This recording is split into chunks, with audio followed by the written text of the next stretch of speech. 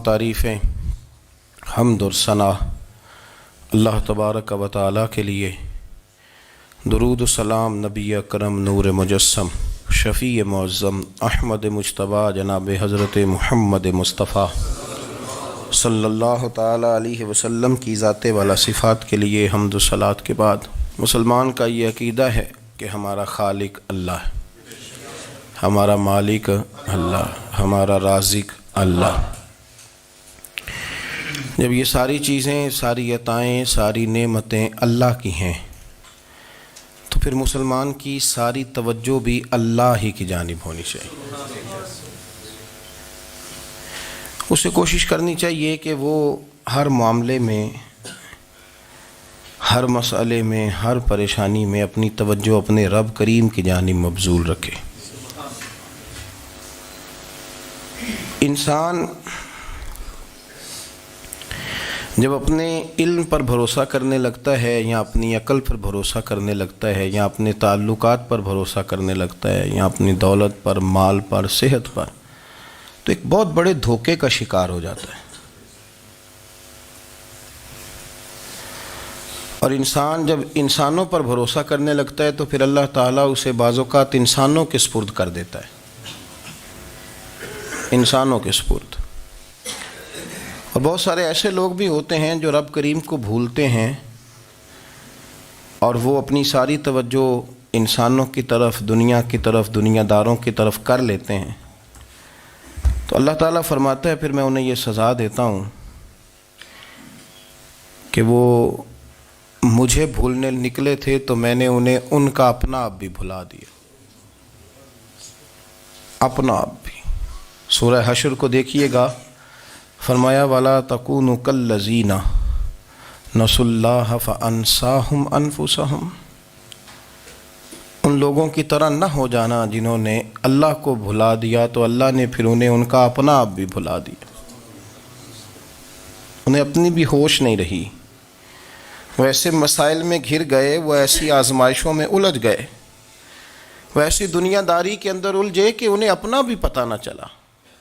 اب تو ڈھونڈتا پھرتا ہوں اے اقبال اپنے ہی آپ کو، اب تو ڈھونڈتا پھرتا ہوں اے اقبال اپنے آپ کو، آپ ہی گویا مسافر، آپ ہی منزل ہوں میں۔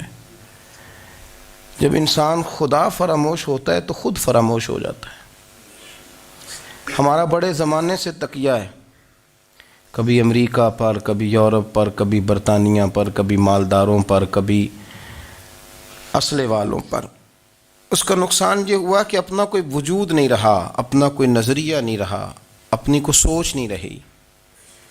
ایسے محسوس ہوتا ہے کہ کوئی منشور نہیں، کوئی دستور نہیں، لگام منہ میں ہے اور اس کا سرا کسی کے ہاتھ میں ہے، وہ جدھر چاہتا ہے ہمیں گھما لیتا ہے۔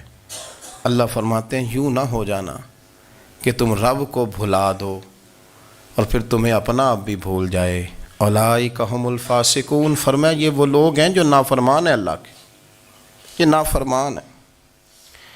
جب یہ نظریہ بن گیا، جب یہ ذہن بن گیا کہ پیدا اللہ نے کیا ہے، دینا اللہ نے ہے، عطا کرنے والا اللہ ہے، نوازنے والا اللہ ہے، تو پھر ساری توجہ دنیا داروں کی طرف رکھنا، میں اللہ والوں کی طرف توجہ رکھنے کا قائل ہوں، میں وہ سمجھتا ہوں، ہم اس چیز کے قائل ہیں، لیکن وہ بھی کوئی آستانہ ہے کہ جہاں حق مرشد کا نعرہ تو بڑا لگے پر رب کا نام ہی نہ سننے کو ملے۔ یہ بھی کوئی بات ہوئی کہ جہاں یہ تو نعرہ زور سے لگے کہ جیوے جیوے مرشد جیوے، لیکن استغفار کا درس ہی نہ ملے۔ جہاں ہر وقت یہ بتایا جائے کہ یہاں آ گئے تو بچ گئے، کیسے بچیں گے؟ میرے رسول پاک علیہ السلام کا دروازہ سب سے بڑا دروازہ ہے، حضور کا دروازہ سب سے بڑا دروازہ ہے، لیکن میرے دوستو یاد رکھنا، نبی پاک علیہ السلام نے بھی لوگوں کو جب رستہ دکھایا ہے تو رب کریم کا رستہ دکھایا ہے، اللہ کا رستہ دکھایا، اللہ کریم کا رستہ دکھایا، لوگوں کو رب کی طرف توجہ کرائی۔ میرے رسول کریم سید عالم صلی اللہ تعالی علیہ وسلم نے لوگوں کی اللہ کی جانب توجہ کرائی اور لوگوں سے یہ کہا کہ وہ اپنے رب کریم کی جانب اپنا ذہن رکھیں، اپنی توجہ اپنے اللہ کی جانب مبذول کریں۔ میری بات کو اچھے طریقے سے سمجھیے گا، علم اللہ تبارک و تعالی عطا کرتا ہے، تو اسے اللہ کی عطا ہی سمجھنا چاہیے۔ کچھ لوگوں کے پاس علم ہوتا ہے پر علم نافع نہیں ہوتا، وہ ٹامک ٹونجا مارتے رہتے ہیں ساری زندگی۔ علم کو اللہ کی عطا سمجھیں، اپنی عقل پر اپنے شعور پر زیادہ بھروسہ نہ سمجھیں، نظر اللہ پہ رکھیں۔ حضرت مولا علی شیر خدا کرم اللہ تعالی وجہہ الکریم سے کسی نے پوچھا تھا بڑا عالم کون ہوتا ہے؟ ہمارے ہاں تو اب وہ والے عالم پائے جاتے ہیں نا اللہ ماشاء اللہ، جو ممبر پہ بیٹھتے ہیں تو دعوے ہی دعوے، ممبر پہ بیٹھتے ہیں تو دعوے ہی دعوے، اس طرح کے عالم ہمارے ہاں پائے جاتے ہیں۔ وہ ہر بات میں دعویٰ کرتے ہیں، میں یہ کر دوں گا، میں وہ کر دوں گا۔ یہ مزاج علماء کا نہیں۔ حضرت علی المرتضیٰ سے کسی نے پوچھا بڑا عالم کون ہوتا ہے؟ فرمایا بڑا عالم وہ ہوتا ہے کہ جسے مسئلے کا پتہ نہ ہو تو وہ کہہ دے مجھے نہیں پتہ، میں پتہ کر کے بتاؤں گا، غلط بات بیان نہ کرے۔ امام مالک سے کسی نے کوئی مسئلہ پوچھا تو آپ فرمانے لگے مجھے اس سوال کا جواب نہیں آتا، ہمارے بزرگ سمجھاتے کیا ہیں؟ وہ کہنے لگا آپ اتنے بڑے امام ہیں تو اس سوال کا جواب نہیں آتا۔ آپ فرمانے لگے اگر مجھے ہر سوال کا جواب آتا پھر تو میں خدا ہوتا، مجھے ہر سوال کا جواب نہیں آتا، مجھے تو اتنا آتا ہے جتنا میرے رب نے مجھے عطا کر دیا ہے۔ اپنی نظر اللہ پہ رکھیں، نکل آئیں اس معمے سے باہر کہ میں کوئی بلا ہوں، مجھے بڑا پتہ ہے، میرے پاس 6 ڈگریاں ہیں، مجھے 10 جگہ پہ تدریس کا شغف حاصل ہے، اس سے نکلیں باہر۔ قرآن مجید دیکھیے گا، اللہ تعالیٰ نے ارادہ قدرت فرمایا کہ میں حضرت آدم کو بناؤں گا، پھر بنانے کے بعد فرمایا فرشتوں سجدہ کرو آدم کو، سب نے سجدہ کیا الا ابلیس ابا واستکبر وکان من الکافرین، سب نے سجدہ کیا سوائے ابلیس کے، اس نے انکار بھی کیا، تکبر بھی کیا اور کافروں میں سے ہو گیا۔ تو یہ جب اللہ تعالیٰ نے سجدہ کرایا تو کیسے کرایا؟ اللہ تبارک و تعالیٰ نے نا حضرت آدم کو علم سکھایا خود، وعلم آدم الاسماء کلہا، خود اللہ فرماتے ہیں کہ میں نے جناب آدم علیہ السلام کو تمام اشیاء کے نام سکھائے، سب اشیاء کے نام سکھائے۔ تو وہ چیزیں پھر میں نے نا، اللہ فرماتے ہیں میں نے فرشتوں پہ پیش کی، میں نے کہا کہ بتاؤ ان کے نام کیا ہے، تو فرشتوں نے جو جواب دیا ہے وہ سمجھنے والا ہے۔ اللہ نے چونکہ خود علم سکھایا تھا حضرت آدم کو، جناب آدم سکھایا تھا لیکن فرشتوں کو نہیں سکھایا تھا۔ تو اللہ کریم نے فرمایا فرشتوں اب یہ بتاؤ ان چیزوں کے نام کیا ہیں؟ تو فرشتے کیا کہتے ہیں؟ فرشتے عرض کرتے ہیں قالوا سبحانک لا علم لنا۔ آپ کبھی یقین کریں اس چیز کی لذت لیں تو مزہ آ جائے۔ کہا قالوا سبحانک، کہنے لگے تو پاک ہے، قالوا سبحانک، کہنے لگے تو بھئی آدم علیہ السلام کو نام سکھا لیے، پھر فرشتوں کے سامنے وہ چیزیں پیش کر کے کہا ان چیزوں کے نام بتاؤ، تو فرشتے کیا کہتے ہیں؟ کہتے ہیں قالوا سبحانک، تو پاک ہے، لا علم لنا، ہمارے پاس کوئی علم نہیں، الا ما علمتنا، ہمیں تو اتنا پتہ ہے جتنا تو نے ہمیں سکھا دیا ہے، ہمیں تو اتنا پتہ ہے جتنا تو نے ہمیں، لا علم لنا، ہمارے پاس کوئی علم نہیں ہے، اتنا ہی پتہ ہے جتنا تو نے ہمیں سکھا دیا ہے، اس سے زیادہ ہمارے پاس علم۔ اور یہ کیوں تو نے ہمیں جتنا سکھایا اتنا پتہ ہے؟ فرشتے یہ نہیں کہتے یا اللہ تو زیادہ سکھا، آدم کو دیا تو ہمیں بھی دے، یہ نہیں فرمایا، فرمایا انک انت العلیم الحکیم، اے اللہ تو علم والا بھی ہے اور حکمت والا بھی ہے، تجھے پتہ ہے کس کو کتنا دینا ہے، جتنا تو نے مناسب سمجھا جناب آدم کو دیا، اور جتنا تو نے بہتر سمجھا وہ تو نے ہمیں عطا فرمایا۔ تو اگر آپ کے پاس علم ہے، کہیں نالج ہے، تو اس کو اللہ کی عطا سمجھیں۔ ہمارے ہاں بہت سارے لوگ بن کے بیٹھ جاتے ہیں، میں اکثر کہتا ہوں کہ پھر وہ دعوے کرتے ہیں میرے علاقے والے جاہل ہیں، میرے شہر والے جاہل ہیں، میرے خاندان والے پڑھے نہیں۔ یہ آپ کا دعویٰ ہے، یہ آپ کو خراب کر دے گا۔ ہم نے بہت سارے ایسے لوگ دیکھے جو بہت بڑے عالم تھے، لیکن اللہ جب لینے پہ آیا تو عقل ہی لے گیا، شعور ہی چلا گیا، حافظے ختم ہو گئے۔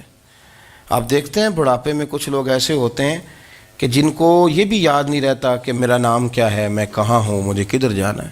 تو اس وقت سے اللہ کی پناہ مانگیں اور اپنی نظر اپنے رب کریم کی جانب رکھیں، اللہ کی جانب اپنی نظر کو مبذول رکھیں۔ دوسری بات، علم کے بعد ایک چیز آتی ہے جس کا نام ہے ہدایت، جس کا نام ہے تقویٰ، جس کا نام ہے پرہیزگاری، جس کا نام ہے عمل، عبادت، ریاضت۔ یہ بھی اسی وقت ہی نصیب ہوتی ہے جب میرا رب کریم نصیب فرما دیتا ہے۔ ہم نے نا نیکی کا اپنا اپنا سٹیٹس بنا لیا ہے، اپنا اپنا معیار بنا لیا ہے۔ کچھ لوگ کہتے ہیں کہ جناب مسجد میں سیمٹ کا توڑا دینے سے بہتر ہے کسی غریب کو آٹے کا تھیلا دے دو۔ اب اس نے اپنا مزاج بنا لیا نا نیکی کا، اس نے اپنا سٹیٹس بنا لیا ہے۔ میرا یہ سوال ہے کہ نبی پاک صلی اللہ تعالیٰ علیہ وسلم جب مدینہ شریف آئے تھے تو حضور نے سب سے پہلے غریبوں میں آٹا تقسیم کیا تھا کہ سب سے پہلے مسجد بنائی تھی؟ کیا عجیب لوگوں کا رنگ ہے، اپنی مرضی کی ہدایت، اپنی مرضی کا تقوی، اپنی مرضی کا معیار۔ مسجد کوئی بڑا چھوٹا خطیب بھی میری طرح کا ہو نا تو وہ مسجد میں بیٹھ کے جب نبی پاک کی بات کرتا ہے تو کہتا ہے میرے رسول پاک غریبوں کا سہارا بن کے آئے۔ وہ غریبوں کی بات کرتا ہے، مسکینوں کی، لاچاروں کی، کمزوروں کی بات۔ تو مسجد ہی تو وہ ادارہ ہے جہاں سے غریبوں کی بات ہو رہی۔ تو اب لوگوں نے غریب کو اور مسجد کو لڑانا شروع کر دیا، اس کو لڑاؤ کہ مسجد میں پیسے دینے سے بہتر ہے آپ غریب کو آٹے کا تھیلا دے دیں۔ آپ یہ کیوں نہیں کہتے کہ مسجد میں بھی آپ توڑا دیں ایک سیمٹ کا اور ساتھ غریب کو بھی خدمت کریں؟ یہ کیوں نہیں تقویٰ؟ اپنی اپنی مرضی کا مزاج، اپنی اپنی۔ کچھ لوگ کہتے ہیں چھوڑو جی، ساری زندگی انسان نماز پڑھتا رہے اور پھر گالیاں بھی دیتا رہے، بندہ داڑھی بھی رکھ لے اور جھوٹ بولنا بھی نہ چھوڑے، تو یہ آپ نے اپنے پاس سے تقوی کا معیار بنایا ہے۔ گالی دینے کا گناہ ہے اور داڑھی رکھنے کا ثواب ہے۔ تو اگر آپ داڑھی رکھے ہوئے ہیں اور آپ کوئی غلطی کر رہے ہیں تو اس سے آپ کی داڑھی کا ثواب ختم، اللہ کرے آپ کو سمجھ آئے میری بات کی۔ آپ کوئی غلطی کر رہے ہیں، داڑھی کا ثواب اس سے ختم، وہ اپنی جگہ پہ قائم ہے چیز۔ اپنی مرضی کا کیوں تقوی کا معیار بناتے ہیں؟ تقوی کا مزاج اپنی مرضی کا نہ بناؤ، اللہ کی بارگاہ سے دعا مانگو کہ یا اللہ ہمیں ہدایت کا نور عطا فرما، اللہ تو ہمیں رستہ دکھا، تو بتا کہ ہدایت کیا ہے۔ تو رب فرماتا ہے اللہ ولی الذین آمنوا، اللہ مومنوں کا مددگار ہے، یخرجہم من الظلمات الی النور، وہ انہیں اندھیروں سے نکالتا ہے اور نور کی طرف روشنی عطا فرماتا ہے۔ اندھیروں سے نور کی طرف اللہ لاتا ہے۔ اللہ ولی، اللہ مومنوں کا ولی ہے، وہ انہیں اندھیروں سے نور کی طرف نکالتا ہے۔ ہدایت ہمیشہ اللہ کی طرف سے سمجھے۔ جب وہ نماز کی توفیق دیتا ہے تو اپنے فضل سے دیتا ہے، جب وہ ذکر کی توفیق دیتا ہے تو اپنے فضل سے۔ ہم سمجھتے ہیں ہو جی فلانا نہیں پڑھ رہا بڑا بیوقوف ہے، فلانا نہیں پڑھ رہا، تو کیا اپنی عقل کے زور پہ پڑھ رہا ہے؟ میں جی اللہ کے فضل سے 2 سپارے پڑھتا ہوں، تو کس پہ احسان کرتے تو 2 سپارے پڑھ کے رویا کر۔ کہا اگر مالک تو بڑا قریب نہیں، بڑے لوگ ہیں جن کو پورا قرآن حفظ ہے پر انہیں پڑھنے کی توفیق نہیں، تو انہیں فضل کیا اور مجھے توفیق دے دی ہے پڑھنے کی۔ رویا کر، پڑھ کے رویا کر، راتی ساری کر کر زاری، وہ نیند اکھاں تھی توندے تے فجرے اوہی گناہگار کہاون سب تو نیوے ہوندے۔ مہربانی کریں، ڈریں، نیکی کریں تو پھر ڈریں، پھر احساس پیدا کریں، پھر اپنے اندر وہ کمزوری لائیں، کہیں توبہ توبہ مجھے تو پتہ ہی نہیں، تو جانتا ہی نہیں۔ حضرت سیدنا امام اعظم ابو حنیفہ رحمۃ اللہ تعالیٰ علیہ کے ساتھ ایک شخص کہتا میں نے نماز پڑھی، تو عشاء کی نماز تھی۔ یہ جو لوگ بڑے ہوتے ہیں نا، جن کے پیار کرنے والے بڑے ہوتے ہیں، ان کے گرد خوف بھی بڑا ہی ہوتا ہے، انہیں بڑا ڈر لگتا ہے، بڑی بعض اوقات آزمائش ہوتی ہے ان کی۔ عشاء کی نماز کہتے پڑھی تو امام صاحب نے نا عشاء کی نماز میں تلاوت کی آیتیں فَمَن يَعْمَلْ مِثْقَالَ ذَرَّةٍ خَيْرًا يَرَهُ وَمَن يَعْمَلْ مِثْقَالَ ذَرَّةٍ شَرًّا يَرَهُ، فرمایا جو ذرہ برابر خیر کرے گا وہ بھی قیامت میں دیکھے گا، اور جو ذرہ برابر شر کرے گا وہ بھی قیامت میں اس شر کو دیکھے گا، اس کے سامنے آئے گا۔ تو وہ شخص کہتا ہے کہ سارے لوگ نماز پڑھ کے چلے گئے تو امام صاحب رحمۃ اللہ علیہ نے اپنی داڑھی پکڑی، رو رہے ہیں، کہتے ہیں وہ ذرہ برابر نیکی کا بدلہ دینے والے، وہ ذرہ برابر شر پہ سزا دینے والے میری سفید داڑھی کو دیکھ، مالک میرے ذرے ذرے سامنے نہ لانا، لوگ تو میری بڑی قدر کرتے ہیں دنیا، میں تو بڑا پہچانا جاتا ہوں، لوگ تو میری راہوں میں پھول لیے کھڑے ہوتے ہیں، مجھے بڑا نوازتے ہیں، قیامت میں رسوا نہ کر دینا، میرے لیے مشکل ہو جائے گی۔ وہ کہتے ہیں میں نے امام صاحب کا درد دیکھا، مجھے کوئی کام تھا تو میں چلا گیا، میں نے کہا کہ وہ اس وقت اللہ کے حضور حاضر ہیں تو میں دوبارہ آؤں گا۔ کہتے ہیں میں تہجد کے وقت آیا تو امام صاحب وہیں بیٹھے تھے، اور ان کی داڑیاں آنسوؤں سے بھری ہوئی تھی اور زور سے داڑھی پکڑی ہوئی، کہنے لگے مالک رسوا نہ کر دینا، قیامت میں رسوا نہ کر دینا۔ یار جو ہدایت یافتہ لوگ تھے وہ تو ڈرے ہوئے تھے، وہ تو سہمے ہوئے تھے، وہ تو کہتے تھے یہ اس کا فضل نہیں، اس نے بلا لیا، یہ اس کا کرم نہیں۔ حضرت بایزید بسطامی کسی کافر کو دیکھتے تو رو پڑتے، کہتے مالک تو کتنا کریم ہے، یہ بے ایمان رہ گیا، تو نے اپنے فضل سے مجھے اپنے نبی کا غلام بنا لیا۔ وہ رو پڑتے۔ یہاں تو لوگوں کا دعویٰ ہی بڑا ہے، نمازی اللہ خیر فرمائے وہ تو دوسروں کو گھورتا ہے، وہ کہتا ہے جنت کا میں مالک ہوں، کنجیاں میرے پاس ہیں، میں کسی اور کو گھسنے نہیں دوں گا۔ اور اگر 2-3 حج کر لے تو پھر تو وہ کہتا ہے کہ اب میرے سے پوچھ کے لوگ جنت میں جائیں گے معاذ اللہ۔ اور اگر وہ 2 4 5 7 دفعہ کوئی نفل پڑھ لے تو پھر وہ کہتا ہے چھوڑیں جی سارے لوگ بے عمل ہیں، میں اکیلا نیک ہوں۔ نہ ایسا کریں، اپنی توجہ اپنے رب پہ رکھیں، اپنی توجہ اپنے معین الملت والدین، عطائے رسول، ہند الولی، غریب نواز، خواجہ معین الدین چشتی، حضرت خواجہ اجمیر، شاہ اجمیر، شاہ اجمیر، والی ہندوستان۔ آخری عمر میں نا سارا دن روتے گزر جاتا، ساری رات روتے گزر جاتی، ذرا سی کوئی بات کرتا تو رو پڑتے، آنکھیں آنسوؤں سے بھری رہتی۔ کئی دفعہ اپنے بھی پریشان ہو جاتے ہیں نا کہ یار تو ایک بات کی جان ہی نہیں چھوڑ رہا۔ تو خواجہ قطب الدین صاحب بختیار کاکی سے لوگوں نے کہا کہ آپ مرشد سے بات کریں، اتنا بھی تو نہیں نہ رونا چاہیے، ہر وقت اس کے آنسو کی کریے، عاشق دا کام ہی رونا تونا، تبھی نہ رویو نہیں منظوری، یہ عاشق سدا ہی روندا رہندا ہے، پاویں وصل ہوئے تے پاویں دوری، ہر وقت رونے کا کیا مطلب ہے؟ تو خواجہ قطب صاحب کہتے ہیں میں قریب گیا تو میں نے پیر دبائے، میں نے کہا سونیا لوگ تو کچھ بھی نہیں کرتے، تو نے تو کمال کر دیا، 90 لاکھ آدمی مسلمان کر دیا، دنیا کچھ نہیں کرتی، تو نے 50 سال ساری رات مصلے پہ بیٹھ کے رب راضی کیا، تو شہزادہ تھا، حضور کی اولاد تھا، لیکن معین الدین تیرا ایک پلاٹ بھی نہیں، تو نے طالب علم پالے، انہیں غریبوں کو دیا، تو نے نوازا، کوئی شے نہیں تیرے پاس، ہر چیز تو نے، ساری رات روتے ہو، سارا دن روتے ہو۔ تو خواجہ قطب الدین صاحب کہتے ہیں میں نے جب عرض کیا تو خواجہ صاحب مجھے گلے لگا لیا، چیخ مار کے روئے، کہنے لگے قطب الدین پتر داڑھی سفید ہو گئی، جانے کا وقت آ گیا، جو تو نے نیکیاں گنوائی ہیں وہ ہیں صحیح میرے پاس، پر یار کی بارگاہ میں پیش کرنے کے قابل ایک بھی نہیں، ایک بھی نہیں۔ تو بارگاہ تو دیکھ کتنی بڑی ہے، رسول کریم کی بارگاہ میں پیش کرنے کے قابل ان میں سے ایک بھی نہیں، تو آستانہ دیکھ کتنا بڑا ہے، کیا پیش کروں گا، کیا عرض کروں گا حضور کی بارگاہ میں، کس طرح؟ وہ یار جو بڑے تھے وہ تو ڈرے ہوئے تھے، سہمے ہوئے تھے، وہ تو بڑی آزمائش میں تھے، لیکن میرا اور آپ کا رٹا 2 نمازیں پڑھ کے 6 نمازوں کا دعویٰ کرنا اور لمبی چوڑی کہانیاں بنانا اور اپنے منہ سے اپنی تعریفیں کرنا، اس سے تھوڑا باہر آئیں۔ رزق بھی میرا اللہ ہی دیتا ہے، علم بھی اللہ دیتا ہے، رزق بھی۔ بڑے بڑے فقیروں کو مالدار ہوتے دیکھا، بڑے بڑے مالداروں کو فقیر ہوتے دیکھا، بڑے بڑے، میرے ایک بڑا سخی قسم کا سجن ہے، بڑا پیارا ہے، میں اسے سخی مانتا ہوں، میں نے اپنی پریشانیوں کے دنوں میں بھی اس شخص کو سخی دیکھا۔ ایک دن رات کو مجھے ٹیلی فون کر کے کہنے لگا کدھر ہو؟ میں نے کہا میں گھر ہوں۔ نہیں اکثر سفر میں ہوتے ہو نا؟ اور میں نے کہا طبیعت کیسی ہے؟ ٹھیک ہے، بس حال چال پوچھنا تھا۔ میں نے سمجھائی، میں نے کہا یار یہ کوئی مسئلہ ہے، ورنہ رات کے 2 بجے کوئی حال پوچھنے کو فون تو نہیں نہ کرتا، کوئی مطلب ایسا تو مسئلہ نہیں نا؟ تو میں نے بیک کال کی، میں نے کہا یار میری بات سن، مسئلہ کیا؟ کہ نہیں کچھ نہیں دل کر رہا تھا۔ میں نے کہا میری گل سن، رہے ہیں اسی 4-5 سال کٹھے، میں تین جاننا، اصل بات کر۔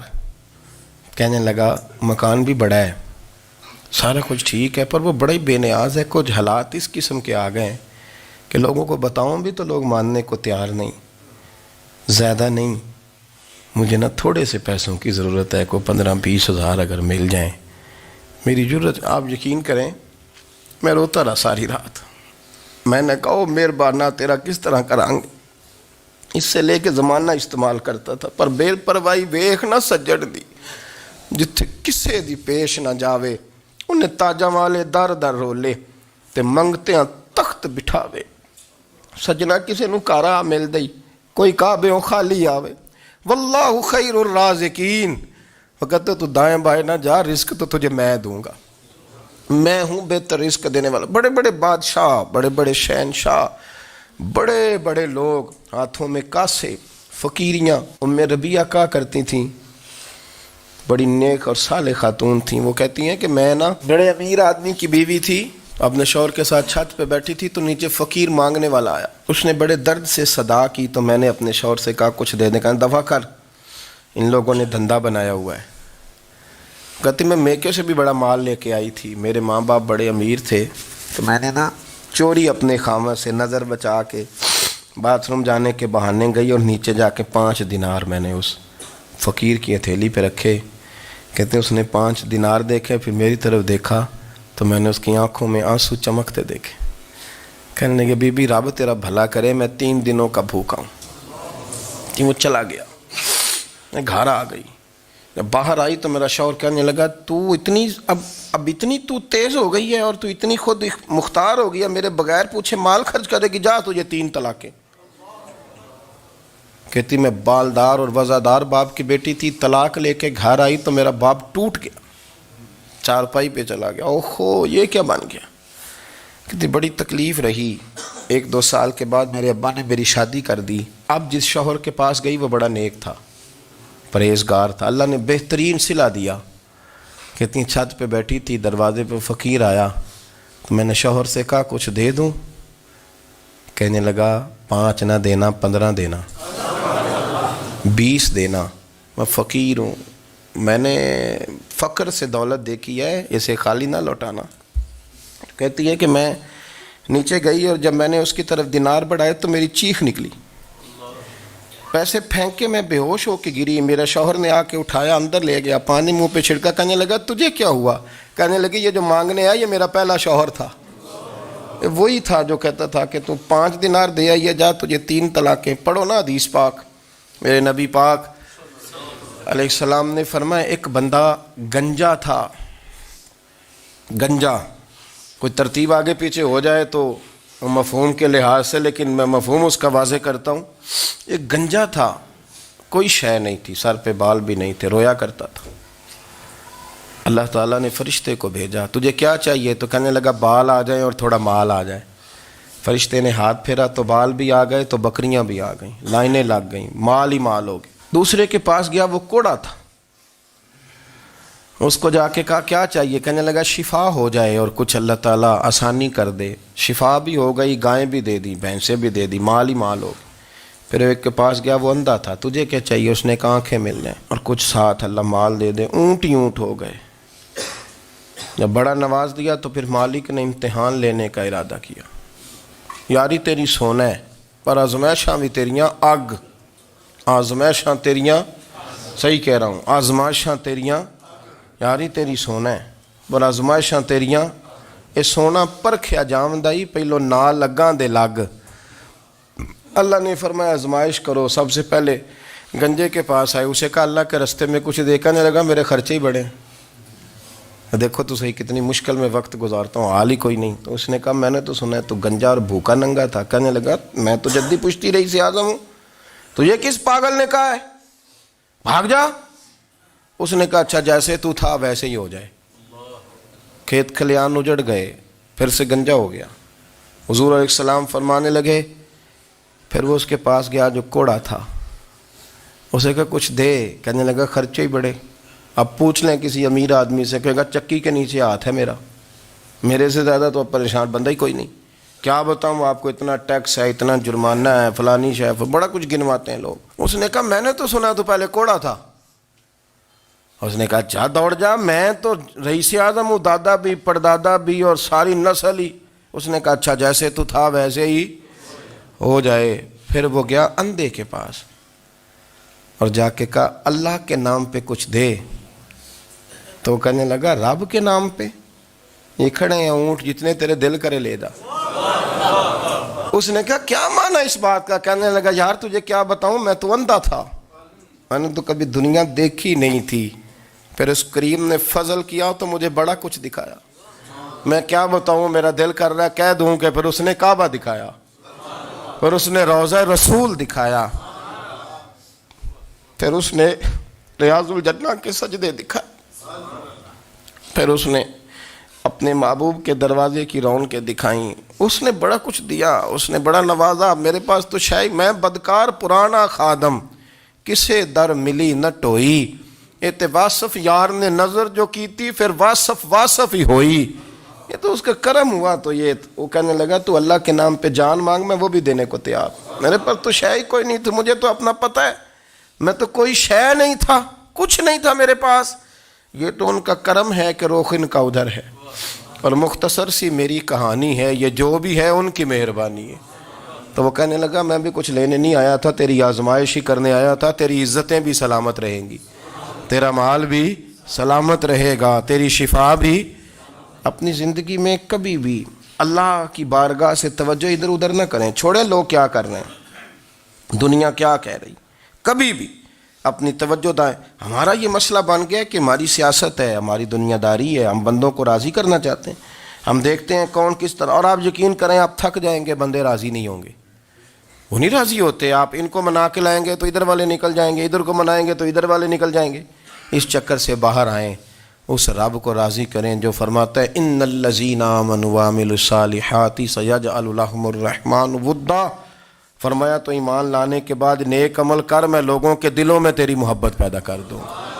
رحمان لوگوں کے دلوں میں محبت ڈال دے گا، اللہ لوگوں کے دلوں میں۔ اپنی نظر ہمیشہ اپنے رب پہ رکھیں، اتنی لمبی چوڑی دنیا داروں سے امیدیں نہ وابستہ کریں۔ میں نے دیکھا ہے لوگ کا سال ایسی کرتے ہیں، کبھی اس کے دروازے پہ کبھی اس کے دروازے پہ۔